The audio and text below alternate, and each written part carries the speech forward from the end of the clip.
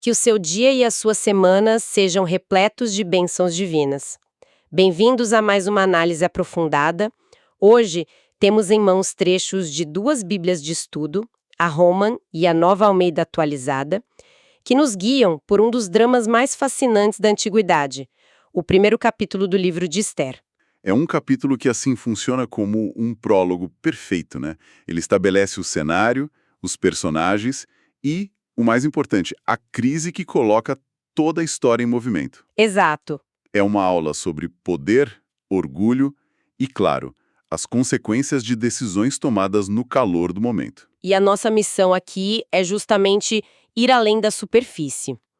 Vamos explorar o grandioso Império Persa na época do rei Assuero, entender a dinâmica da corte e mergulhar nesse momento de ruptura que define tudo, a recusa da rainha Vashti.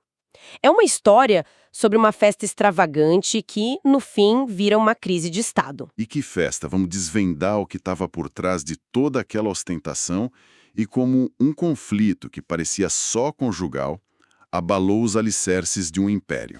A história começa com uma demonstração de poder numa escala, assim, quase inimaginável.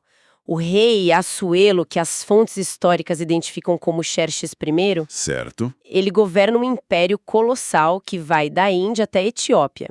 São 127 províncias.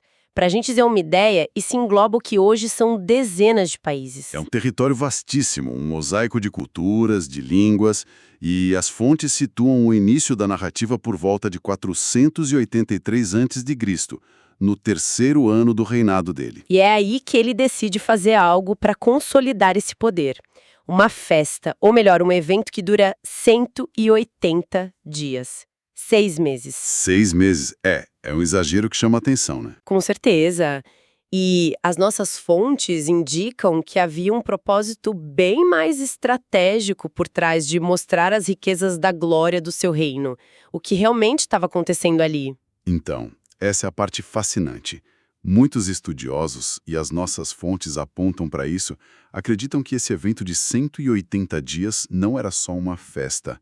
Era, na verdade, um congresso militar e estratégico. Ah, entendi. Xerxes estava reunindo todos os sátrapas, os governadores, os líderes militares, para planejar a famosa e massiva invasão da Grécia, que aconteceria alguns anos depois. Então era uma demonstração de força. Ele estava basicamente dizendo: olhem a riqueza que a gente tem, olhem o nosso poder, juntem-se a mim, apoiem esta guerra e a glória vai ser ainda maior. Exatamente. Era intimidação e inspiração ao mesmo tempo.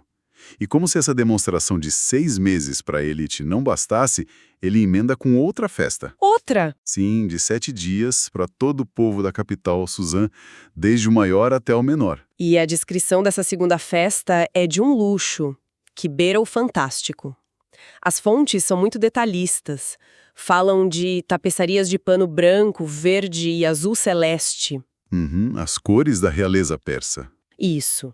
Penduradas com cordões de linho fino e púrpura, em colunas de mármore. Leitos de ouro e de prata para os convidados. Era uma imersão total em riqueza. E cada detalhe era uma mensagem de poder, né?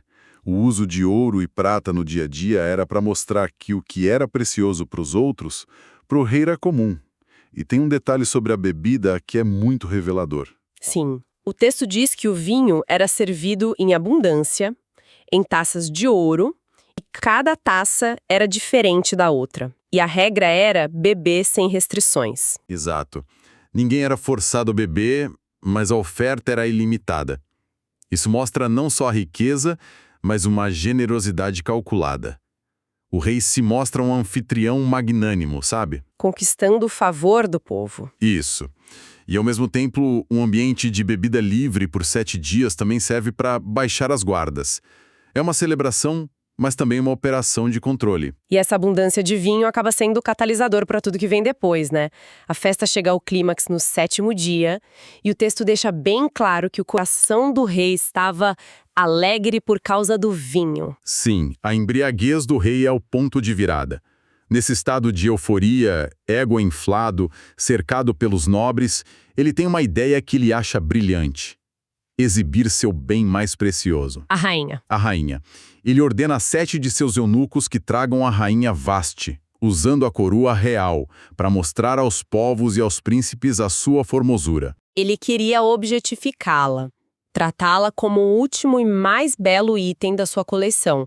E é importante lembrar como as fontes apontam que Vasti não estava ociosa, ela estava dando o próprio banquete para as mulheres do palácio. Exato, seguindo os costumes. E aí vem a ordem. E a resposta dela é o que abala o império. A rainha Vasti, porém, recusou vir. Uau! Num contexto de monarquia absoluta onde a palavra do rei era lei, isso é um ato de desafio público de proporções sísmicas. É uma recusa que deve ter ecoado por todo o salão. As fontes devem especular bastante sobre a motivação dela. A interpretação mais dramática mencionada nos comentários como uma tradição judaica é que a ordem era para ela aparecer usando só a coroa real. Pois é, essa é uma tradição forte. É difícil confirmar se foi literal, mas ela captura a essência do problema. A ordem por si só já era degradante. Sim. Apresentar-se diante de uma assembleia de homens que estavam bebendo sem parar por 7 dias já era uma humilhação profunda para uma mulher da posição dela. A recusa, então, é vista como um ato de preservação da sua dignidade. Então, mesmo sem a interpretação mais extrema, o pedido já era uma violação grave. Ela simplesmente traçou um limite ali, naquele momento. Um limite. Ela disse não. Foi uma declaração de que ela era uma pessoa, uma rainha, e não uma posse a ser exibida.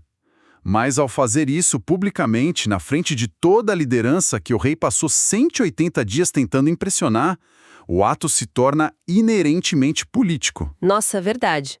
A humilhação para Xerxes foi imediata. E imensa. E a reação dele é visceral. O texto diz que ele se enfureceu e a sua ira se acendeu. Mas o interessante é que, apesar da fúria, ele não age por impulso. Ele para e consulta os conselheiros, os sábios que entendiam dos tempos. Isso revela uma faceta importante da governança persa.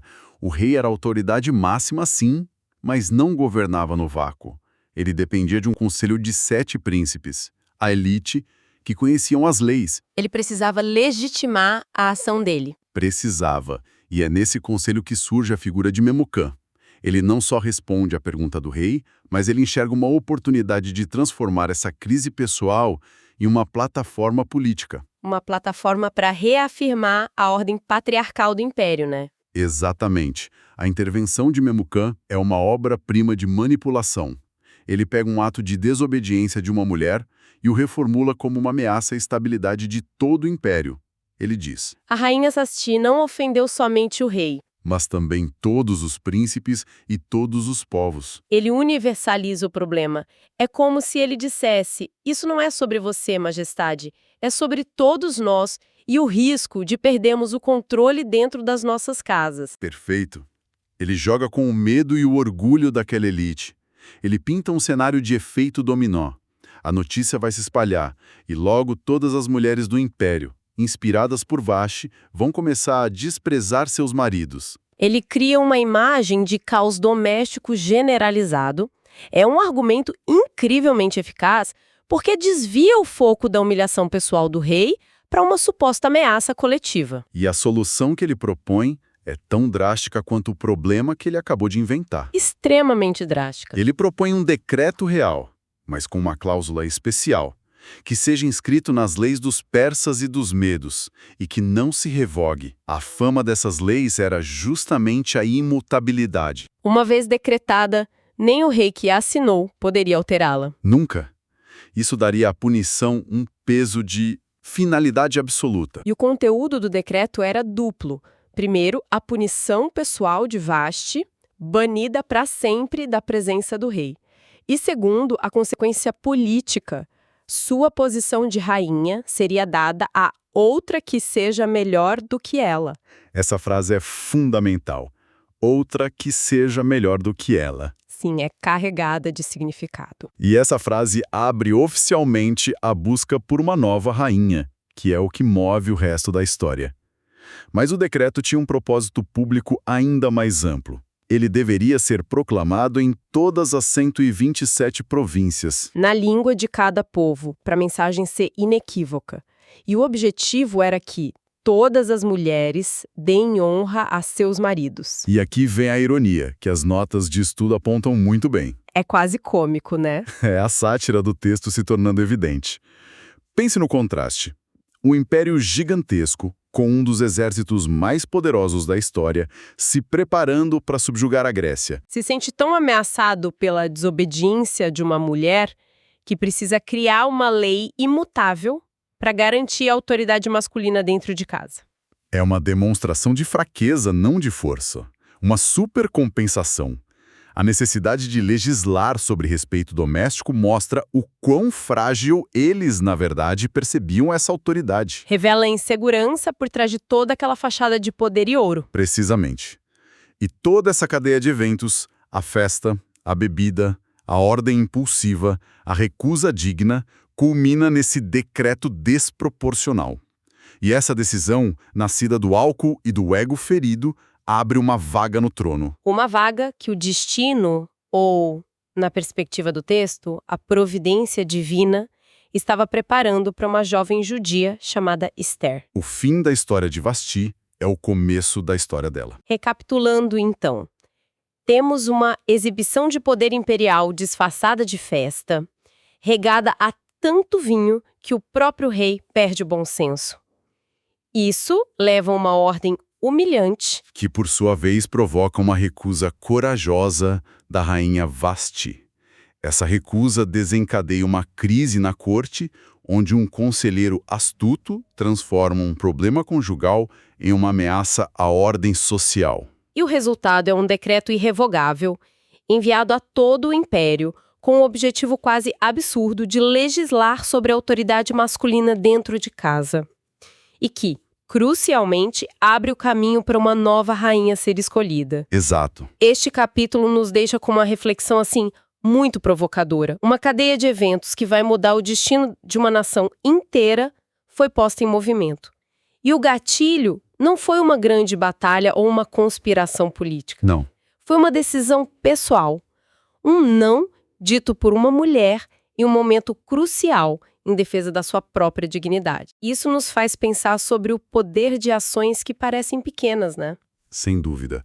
Como uma única decisão, um único ato de coragem, pode criar ondulações que alteram o curso da história de maneiras que ninguém poderia prever. O que parecia ser apenas o fim da história de uma rainha... Era, na verdade, o começo da salvação de um povo. Exatamente. E assim concluímos nossa análise de hoje. Que Deus abençoe todos os ouvintes.